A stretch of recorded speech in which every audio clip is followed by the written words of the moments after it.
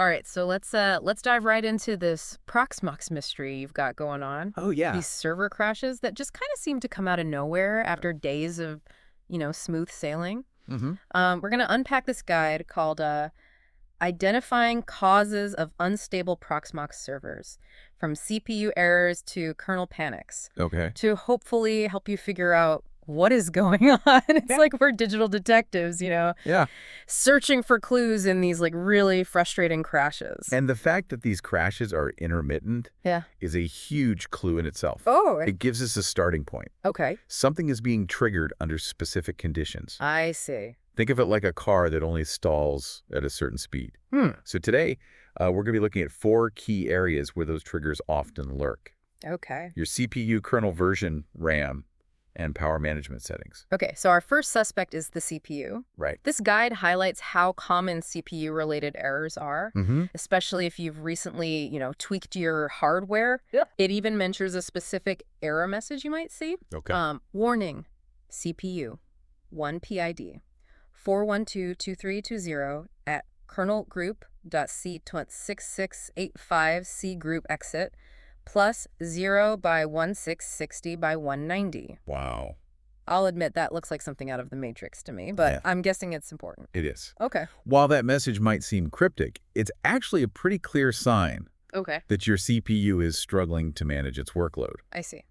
It could be due to new hardware, not playing nicely with your server's existing setup, Okay. or even something as simple as an outdated BIOS. So it's like the server's trying to read a new book, but it's in a language it doesn't quite understand yet. Exactly. Got it. And just like learning a new language, sometimes a simple upgrade can do the trick. Oh, okay. In this case, that upgrade would be checking for a BIOS update from your motherboard manufacturer. Okay. It might include important compatibility fixes specifically for Proxmox.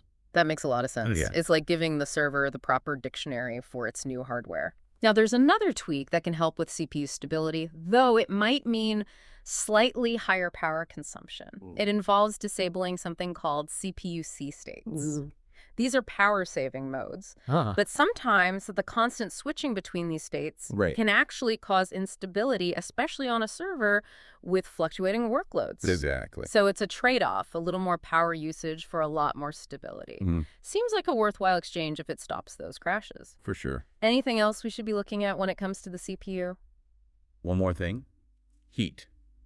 Oh, Just like CPUs don't perform their best when they're overheating. yeah. Make sure you've got adequate cooling for your setup, Mm-hmm. especially after adding new components. Yeah, Or if your server room tends to get a bit toasty. good point. An overheated CPU is definitely going to act up. Yeah. Okay, so we've checked the CPU, updated the BIOS, tweaked those C states, and make sure everything is cool and collected. Right. Where does our investigation lead us next? Our next clue lies in the heart of your operating system, the kernel. Oh, okay. While it might sound intimidating, Yeah, the kernel is essentially the bridge between your hardware and software. okay. And sometimes instability can stem from using a kernel version that isn't quite the right fit for your Proxmox setup. The guide specifically mentions newer kernels, like version 6.8, Mm-hmm. causing issues for some users. So does that mean newer isn't always better when it comes to kernels? That's right. Okay. You see, newer kernel versions can sometimes introduce bugs But or have compatibility issues with specific hardware or drivers. I see. Think of it like a brand new phone. Okay. It might have all the latest features, Right. but there's a chance it also has some glitches that need to be ironed out. Gotcha. So how do we figure out if the kernel is the culprit causing our Proxmox server to crash? One way is to check your kernel logs using the dems command. Okay. This command spits out a log of messages from the kernel, and it's a goldmine of information for troubleshooting.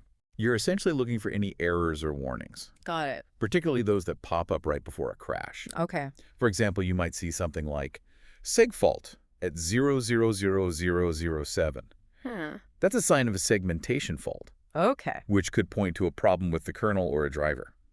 So Demez is like listening in on the server's internal chatter Uh-huh. to see if it's complaining about anything before it crashes. Exactly. Like it. If the kernel seems to be the issue, Mm-hmm.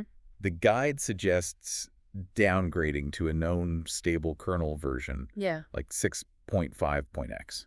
Okay. It's like switching back to a reliable older phone Mhm. that, just works. Makes sense. It's all about finding that sweet spot between features and stability. Right. All right, we've investigated the CPU and explored the kernel. Let's move on to our next potential suspect. Okay. RAM and memory. I feel like this one can be really sneaky. You're absolutely right. Yeah. Even if you've got plenty of RAM, that doesn't mean you're immune to memory-related crashes. Right. Think of it like this. You might have a huge library, but if the books are disorganized and scattered everywhere, Yeah. it's going to be really difficult to find what you need, right? I can see that analogy playing out with my own bookshelf, actually. Oh, that's exactly what can happen with your server's memory. Oh, wow. Leaks, where a program keeps using more and more memory without releasing it, are like clutter slowly piling up until your server can't find the resources it needs and crashes. Got it. And things get even trickier when you factor in virtualization. Right, because each VM and container needs its own chunk of RAM. Yeah. And it's easy to accidentally allocate more than you physically have available. Right. That's like trying to fit a whole second library into a space that's already overflowing. Exactly. Yeah. To help us diagnose this, our guide strongly recommends running a memory test. Okay. Using a tool like memtest86, it's like giving your RAM a thorough checkup to make sure there aren't any faulty modules causing problems. Okay, so we run memtest86 to rule out any bad RAM. Yes. What's next in our memory investigation? After a clean bill of health from memtest86, Yeah. it's time to play detective with your memory allocation. Okay. You need to check the total amount of RAM you've allocated to all your VMs and containers to ensure it doesn't exceed the physical RAM you have installed in your server. So no overbooking the server's memory capacity. Right. What if we're within our limits, but still suspect memory is the culprit? That's where tools like HTOP come in handy. Okay. It's a system monitor that lets you see in real time which processes are using the most memory. It's like having a security camera for your RAM, so you can see if any rogue applications are hogging resources and potentially causing instability. Oh, wow. You can also use the built-in monitoring tools within Proxmox to watch memory usage closely. Okay, so HTOP and Proxmox is built-in monitoring. Yeah. That's incredibly helpful. Now we can keep a watchful eye on our memory and make sure everything's running smoothly. Exactly. And that brings us to our final suspect for this part of the deep dive. Okay. Power management settings. These can be particularly tricky to diagnose Well, because they involve the interplay between your server's hardware and software, and they can be a major source of those seemingly random crashes. it's true. I've definitely heard about power management causing issues, but I'm not quite clear on why that happens. Okay. Can you shed some light on the mystery of power management? Of course. Thank you.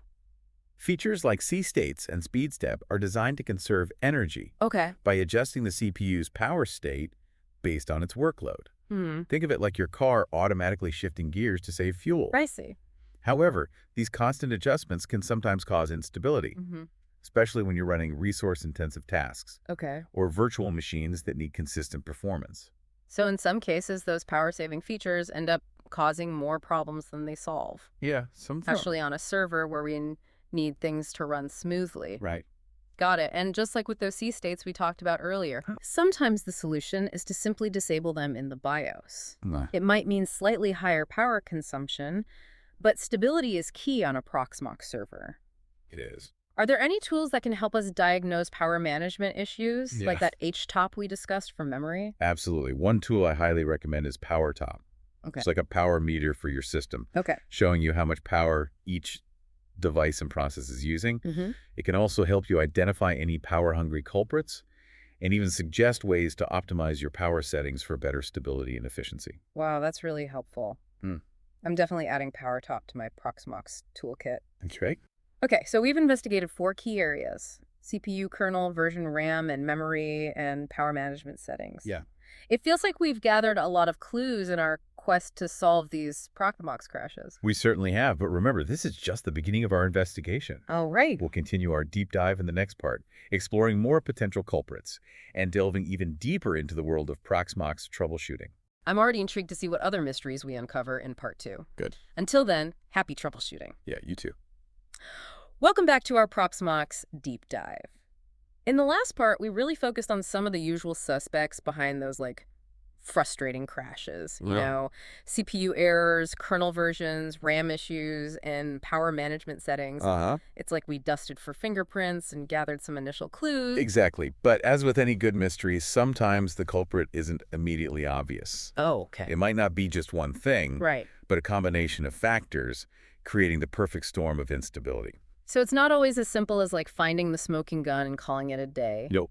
We might need to dig a little deeper. Yeah. Where should we focus our attention next in this Proxmox whodunit? Well, the guide emphasizes that each Proxmox server is unique, Okay. with its own hardware quirks and configuration choices. That means our next step is to zoom in on your specific setup, Okay. starting with something absolutely crucial for any server storage. Ugh. Storage hard drives.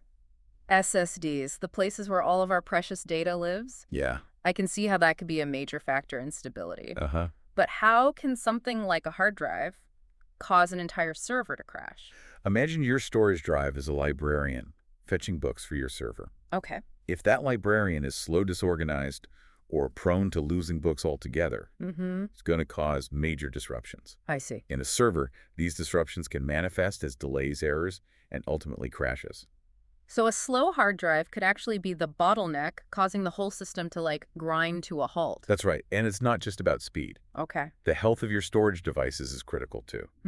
A failing hard drive, even one with plenty of space, can introduce errors that cascade through the system, Oh, wow. leading to instability and data corruption. So what are our detective tools when it comes to storage? Well, How can we check for these potential problems? first, let's make sure those storage devices are in tip-top shape. Okay. A command line tool called SmartFiddle can help us here. It reads data from your hard drives and SSDs, Okay. giving us a report on their overall health and flagging any potential issues like bad sectors or excessive wear and tear. So SmartTurl is like giving our storage devices a full physical exam, Yes, looking for any signs of trouble brewing. precisely. And if SmartDraw gives us a clean bill of health, Okay. we can move on to checking the speed and configuration of our storage. Okay. Remember, older hard drives can struggle to keep up with the demands of a busy Proxmox server, Right. especially if you're running multiple VMs or resource-intensive applications. So upgrading to faster SSDs could be a game changer for stability. Absolutely. It's like swapping out that slow librarian for one who can like zip around the stacks at lightning speed. Exactly. It can make a huge difference. Yeah. Particularly for your most active data. Okay. Think about your operating system or the virtual disks of your VMs.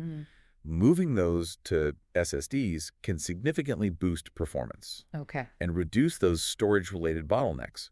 Makes perfect sense. Now, what about the way our storage is configured? Yeah. Can that impact stability as well? Absolutely. The guide dives into the importance of choosing the right storage configuration for your needs. Okay. For example, using RAID. Okay. Redundant array of independent disks can provide data redundancy and improve performance, Got it. but it also adds complexity. RAID sounds like a powerful tool, but it's important to use it wisely. It is. It's like having a backup generator, great in a power outage, Right. but you need to make sure it's set up correctly and maintained properly. That's a great analogy. Choosing the right RAID level for Uh-huh. your needs Okay. and ensuring it's properly configured is crucial. If not, it can actually introduce more instability instead of less. Oh, wow. So we really got to do our research there. Right. Okay, so we've checked the health, speed, and configuration of our storage. Right. What's the next stop on our Proxmox stability investigation?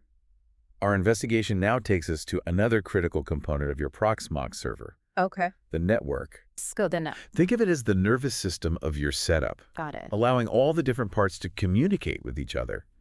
Just like with storage, if your network is slow, unreliable, or misconfigured, Right. it can wreak havoc on your server's stability. It's like having a perfectly functioning brain, but the signals from your nerves are getting lost or delayed, causing your body to act erratically. Precisely any hiccups in that network communication Okay. can lead to those seemingly random crashes you're experiencing. Yeah.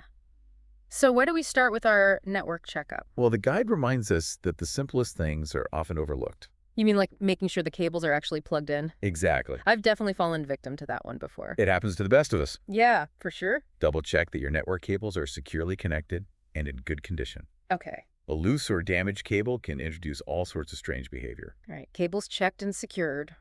What else should we be looking at in terms of like network-related issues?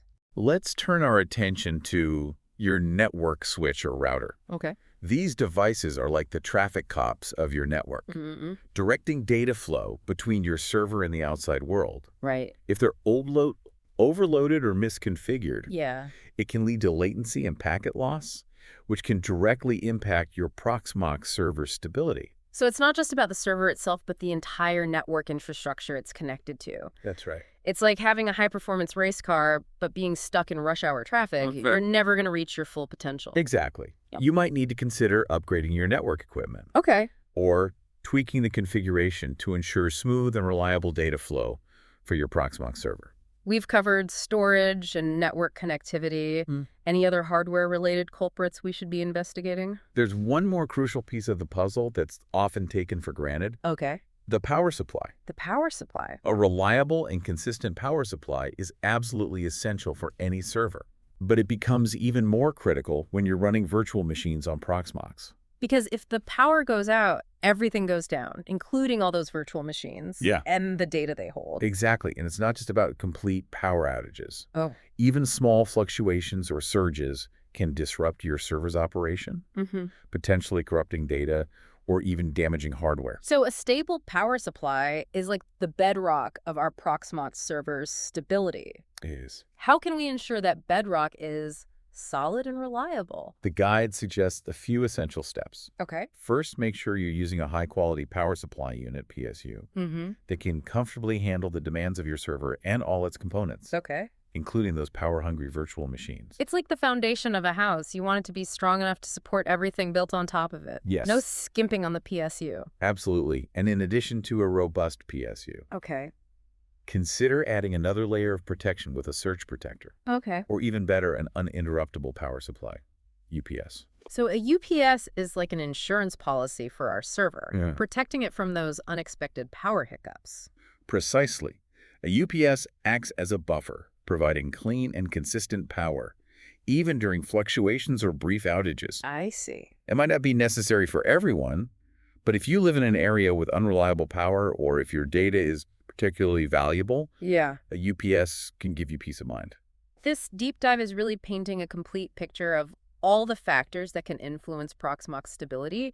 It's not just about tweaking a few settings. Right. It's about understanding how all these different components work together, from the CPU to the network to the power source. It's like solving a complex jigsaw puzzle. Yeah. Each piece is important, and it's only when they're all connected correctly that we see the full picture of a stable and reliable Proxmox server. I'm feeling a lot more confident in my Proxmox troubleshooting skills already. Great. What's coming up in the final part of our deep dive? We'll wrap things up with some final tips and strategies for achieving what we might call Proxmox stability nirvana. Oh, my. Think of it as polishing that puzzle to a perfect shine, ensuring a smooth and crash-free experience. I can't wait to unlock that Proxmox nirvana. Good. Until then, happy troubleshooting, everyone. Yeah, you too.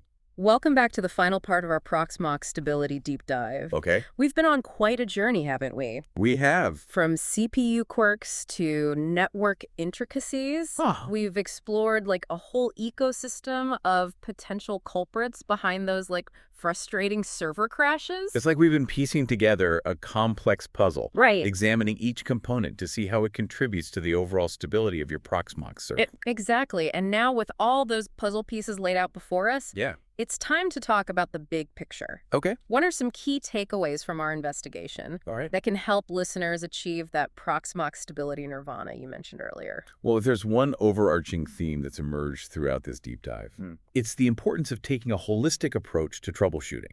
Okay. It's not enough to just focus on one area in isolation. Right. You need to consider the interplay between hardware-software configuration and even external factors like your network and power supply.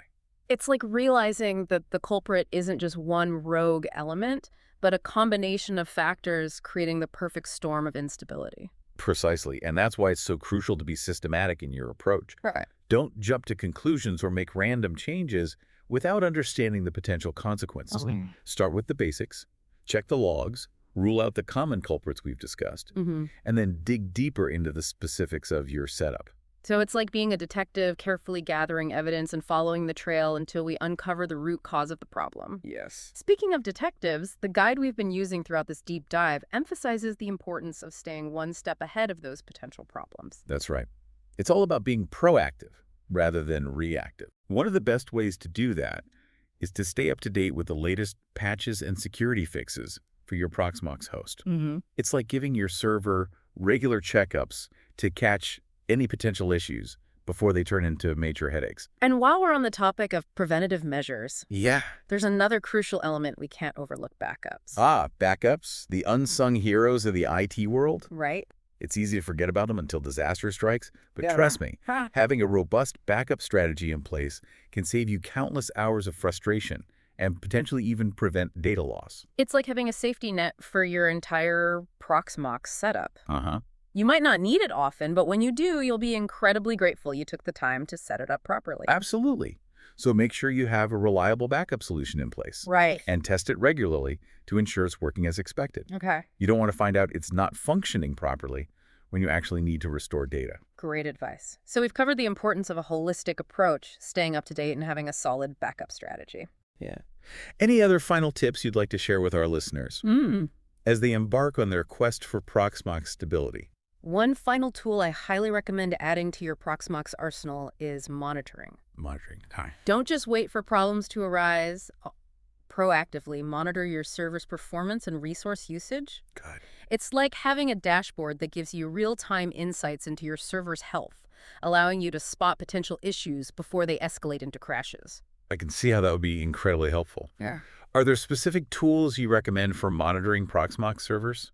Proxmox has some built-in monitoring tools that are a great starting point, Okay. but there are also fantastic third-party options available that offer more advanced features and customization. Right. The key is to find a monitoring solution that fits your needs and workflow. Mhm. With the right tools, you can monitor CPU usage, memory consumption, network traffic storage performance, and a whole lot more. It's like having a team of virtual technicians constantly keeping an eye on your server, alerting you if anything starts to go wrong. Exactly. And the best part is that many of these monitoring tools can send you alerts if certain thresholds are exceeded. Oh, wow. Okay. For example, you could set up an alert to notify you if CPU usage goes above 90% for an extended period, Okay. giving you a chance to investigate and address the issue before it leads to a crash. That's incredibly valuable. It takes all the guesswork out of troubleshooting and allows us to be proactive in maintaining stability. It does. So to recap our final tips for achieving Proxmox stability nirvana, Yeah. take a holistic approach to troubleshooting, stay up to date with patches and updates, establish a solid backup strategy, and implement proactive monitoring. Those are excellent starting points. And remember, you don't have to go it alone. Right. The Proxmox community is incredibly helpful and supportive. Yeah. Don't be afraid to reach out for help.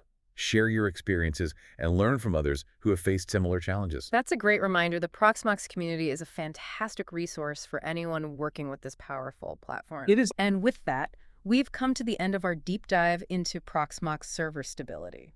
We have. I hope this deep dive has given you a deeper understanding of the factors that can influence stability and provided you with some actionable steps to improve the reliability of your own Proxmox servers. Yeah. We've covered a lot of ground, but remember, the world of Proxmox is vast and constantly evolving. Keep experimenting, keep learning, and don't be afraid to push the boundaries of what's possible with this incredible platform. Absolutely. Until next time, happy virtualizing. And happy troubleshooting, everyone.